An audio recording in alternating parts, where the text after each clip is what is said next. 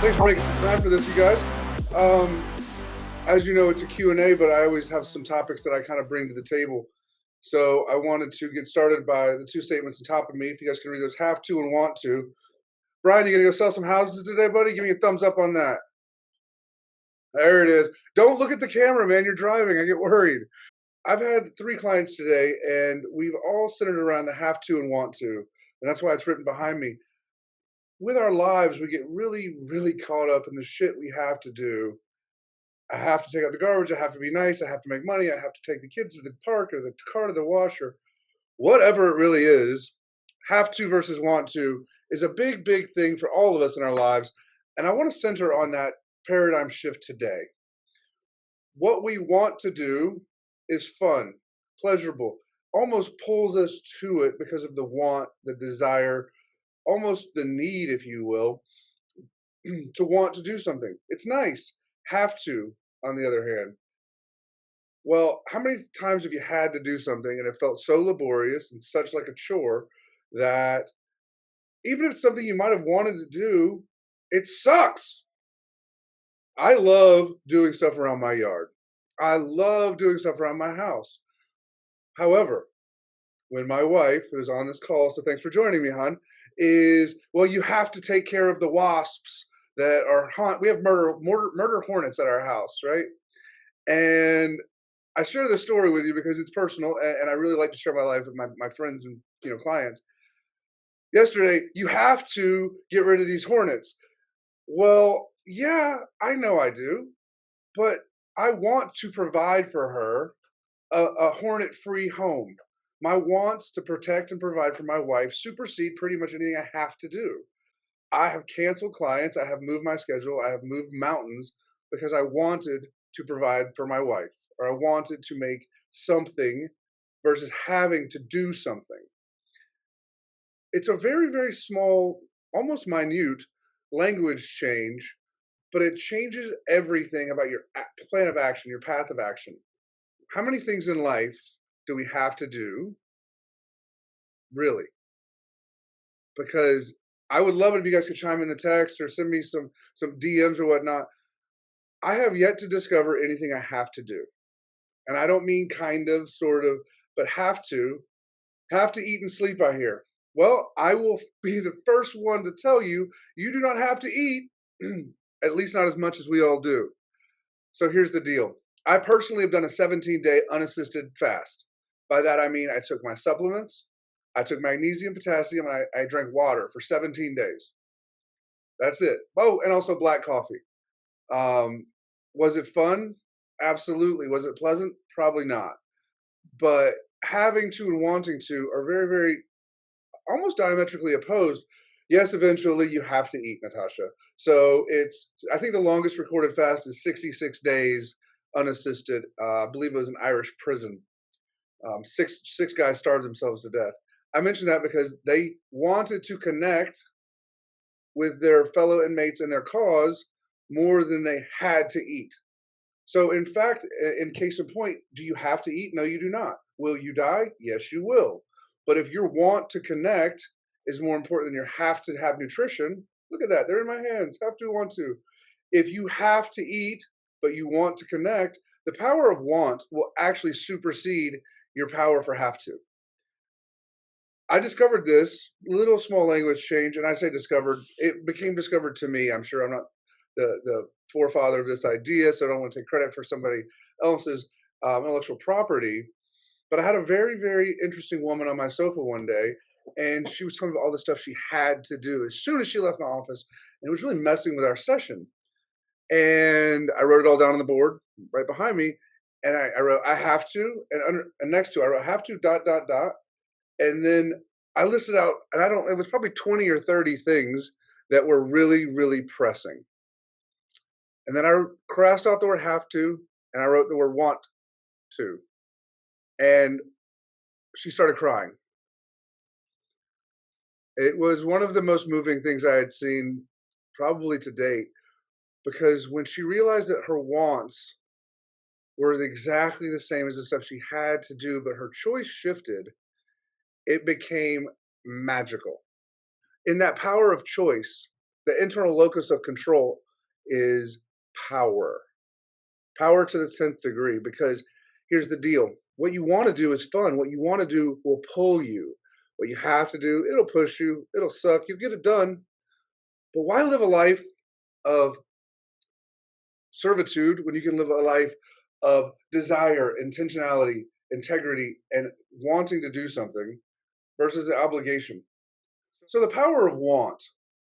I want to focus on the power of want as a catalyst for you to change your life in a direction of intentionality. Nobody wants a to do list. I want a want to do list. In fact, I think I'm going to change that on my whiteboard at home. I'm no longer going to have a to do list. I'm going to have a want to do list. Get to do list. Oh, B, I love it. Get to do. What a gift and a blessing that is. And that's a great thing. Get to and want to. Getting to do things, right? What a powerful statement, Brian. Thanks for bringing that up. Is that with getting to, what a gratitude statement, right? If the attitude is gratitude, you can't go wrong. About 2,000 Americans didn't wake up today. I think if my math is right and I remember the number correctly, about 2,400 people didn't get the gift of waking up this morning. Where is it that you can find that space for gratitude?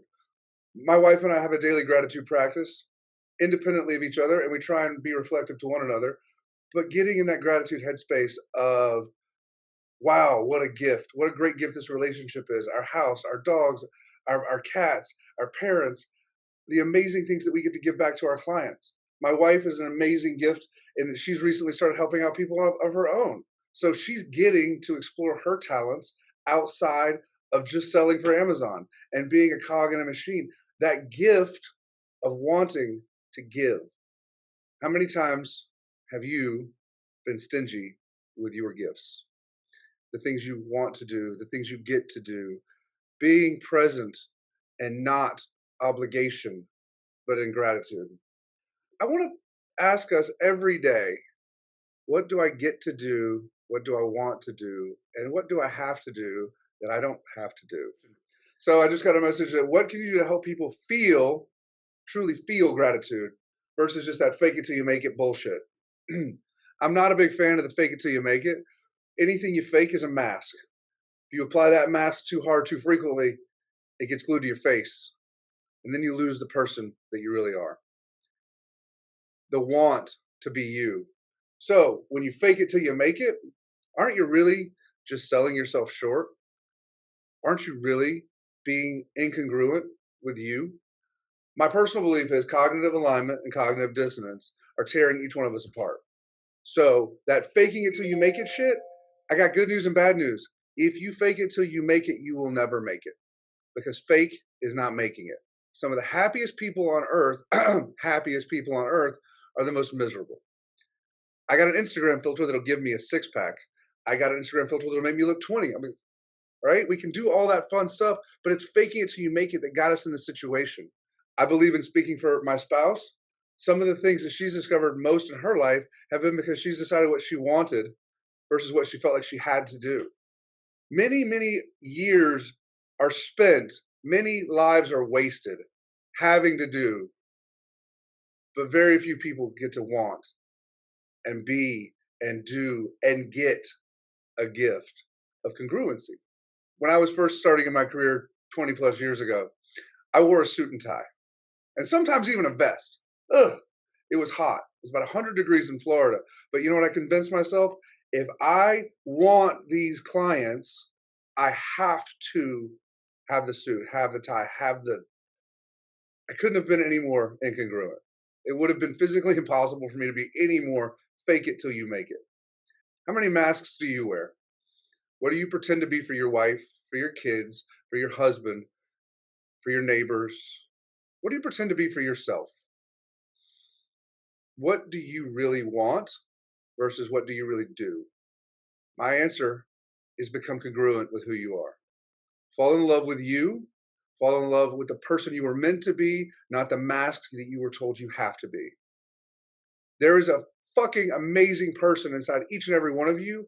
And I think you owe that person the service of wanting that person to be heard. Your genome to happen again would take 400 trillion tries. What a disservice it is to pretend to be anybody but you. It's a shit show out there if you're not who you're supposed to be. Get it together, be you because you want to. Nobody can make you do anything. There are some things that you feel like you have to do that aren't fun, you don't want to. When and next week I'll touch on the Eisenhower matrix, but the decision of do now, delegate, or delete, everything on my list is run through that matrix so that I can delegate and delete things that I don't want to do and I don't have to do. With that decision matrix, we get caught up in the fear of delegation. I have it. Only recently have I opened up my business to my beautiful wife and partner, Natasha, who's joining us, as I've said. It's hard to give up that. It's hard to delegate, but you also have to realize that there's only 168 hours in the week and that people are here to help you, especially great people like Natasha, Brian, people who really, really care. And when you find those people, you hold on to them for dear life because you realize life is more fun in community, in connection, in relationship. If you want to go fast, go alone. But if you want to go far, you have to go together. And my community, in my mastermind group, and my relationship, and in my community of clients here locally and worldwide, I have a community of people. I want you to come join us because our community is strong because we want to go far. We want to go far together.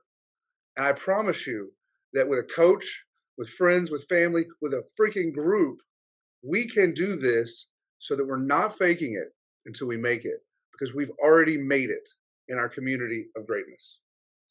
So with that, I want to leave you guys with a damn tear in my eye because I am so blessed to have all of you in my heart and in my life. It means the world to me. So thanks very much. I love you guys.